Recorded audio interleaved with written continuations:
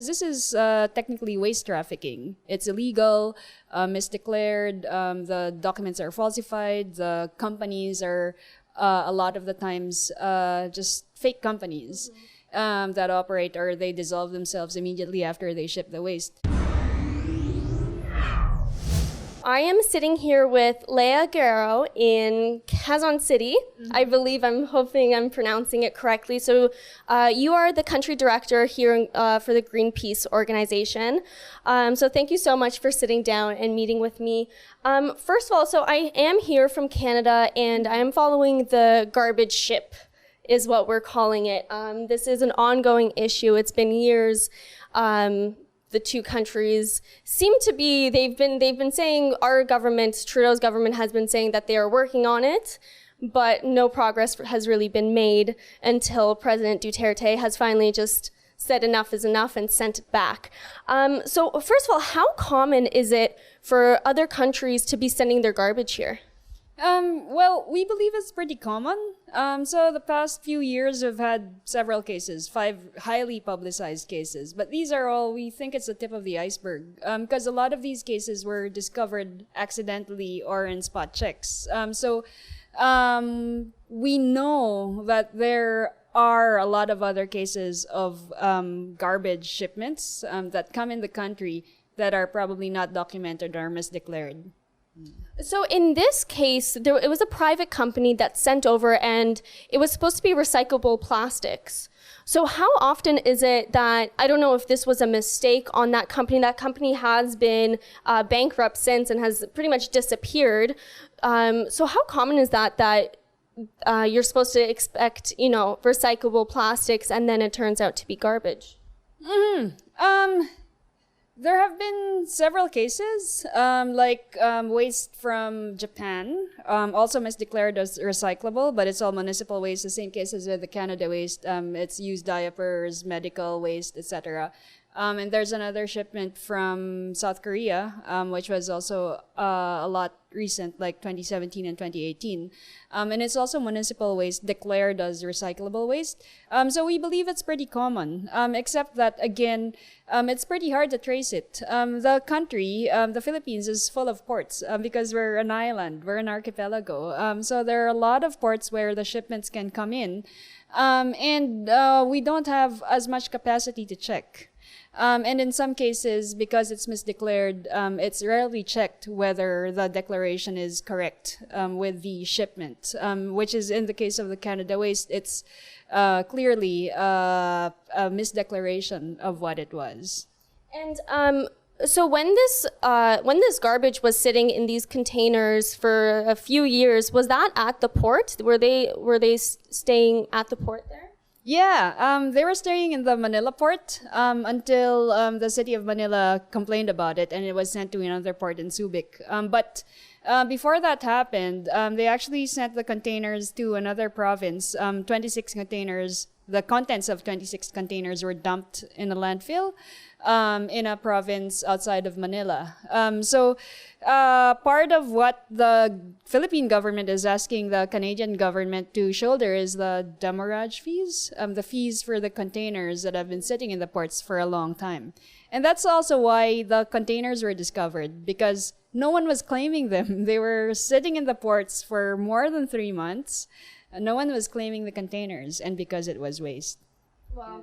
And so who does this actually benefit? Sending, even if it's not garbage, but recyclable products and scraps. Who does this benefit? Is it, like in this case in Canada, is this supposed to help Canada? Is this somehow, are we trying to help the Philippines somehow by sending this over?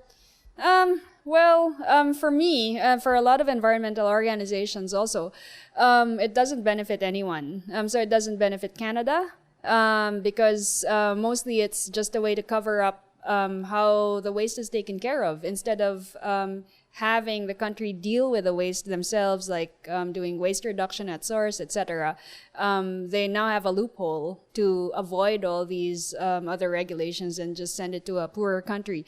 In the Philippines, it doesn't benefit anyone. Probably it benefits the traffickers, because this is technically waste trafficking. It's illegal, misdeclared, the documents are falsified, the companies are a lot of the times just fake companies that operate, or they dissolve themselves immediately after they ship the waste. So it just benefits these traffickers. So it's a private company in Canada and a private company in the Philippines, which incidentally both have the same name. And they made a lot of money from it, maybe because it was a shipment. But in the end, it's the people in the Philippines that are shouldering the environmental consequences and the costs of the pollution of the waste that was dumped in the landfill. And then now it's going to be the Canadian people suffering the costs of having the waste burnt in an incinerator. I've never heard of the term waste traffickers. Like that's just so crazy to me.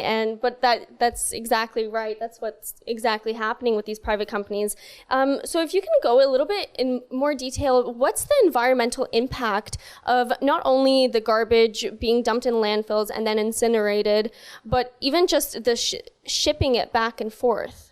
Well, for the shipment, well, of course you have the risks of having the waste, for example, end up in the sea, etc., if something happened to the ship.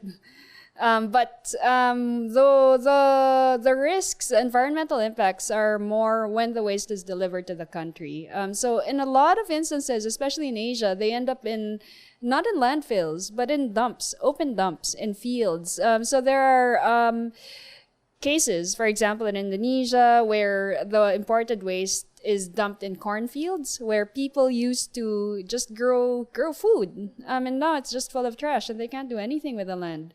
And the environmental consequences are the chemicals from the plastics leaching into the soil, contaminating water, etc. When the trash is burnt, in Asia, mostly it's open burning when they try to get rid of the waste. And if you burn plastic waste, it creates dioxins and furans, carcinogens, that really impact the health of people for the long term, for generations.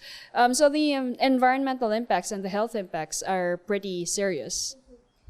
So what would be the best way to deal with waste? What would be the best process, not only in Canada, but in the Philippines as well? For groups that we work with, and also for Greenpeace, we believe in this approach called zero waste. Is actually waste minimization. So to deal with waste, because a lot of the policies we have about waste are just dealing with waste at the end of the process, when it's already waste. But you have to deal with waste, for example, plastics, when it's produced. Because plastic packaging in particular is produced to be thrown away, right? When you open a package, you throw it away. So you have to start from there. You have to design packaging in the way that it doesn't end up as trash in the end. So you have to make it reusable, not recyclable, because recycling is a stopgap. Only 9% of all the plastics that ever been produced has been recycled, right? So you need to make it reusable. You need to find alternative delivery systems. And that's what waste minimization is about. So the secret of dealing with waste is to deal with it before it becomes waste. Deal with the material. So I want to ask, how do you feel President Duterte has dealt with the situation? The Canadian garbage was here for several years before anything happened, and when he finally made a stance, it was a very harsh stance.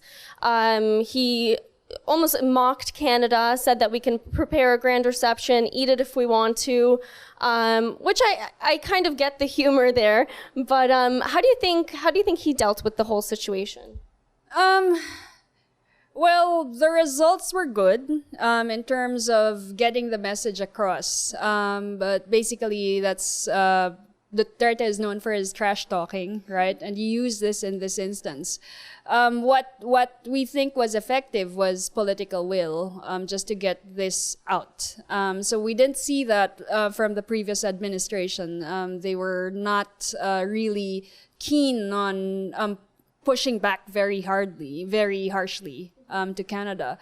So that was good for what President Duterte did. He pushed back. And not just with the Canada waste, but for the other imports that we've seen recently. So the Hong Kong waste, which was mostly e-waste, it's been sent back. And then we're also sending back trash to Australia. So in a lot of instances, and you see this not just in the Philippines, but also for Malaysia, for example, and Indonesia, it's the higher-ups in the government who really, wield political will. And that is what makes it happen. Yeah. And for people at home watching, and if they want to find more information, where can they find that? So people at home watching can find more information in our website. That's greenpeace.org.ph for Philippines. We're also running a petition for the government, actually, of the Philippines. So this is for Filipinos, to ask the administration to enact a comprehensive ban on waste imports in the Philippines and ratify the Basel Ban Amendment. So we think this is the right time to push the government, especially with their very harsh statements against waste. And we think that it's about time that poorer countries, developing countries, can push back and just reject waste. And when they do that, we think that this will create a transformation in world economies. Because once we start rejecting the waste that has been traditionally sent to us, countries like Canada will think about not generating less waste, not really burning it all, because that would be bad also for their citizens. But really thinking about how do we generate less plastic in Canada. And we think that it's going to transform the global economy. Yeah. Okay, thank you so much. I really appreciate your time. Thank you. To track the garbage ship and my stories, please visit garbageship.com.